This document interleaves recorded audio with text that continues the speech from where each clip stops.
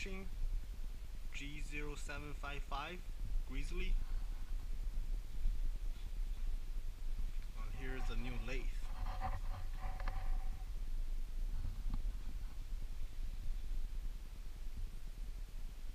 Haven't put on the metal, sheet metal on the front yet because I'm missing 4 screws. It's been playing with it for about 20 minutes.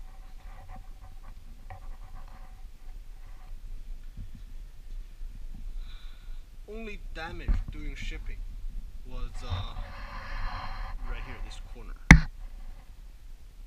That's the only damage I see.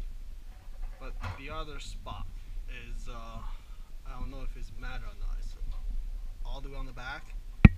It's right here. It looked like it's missing some. So,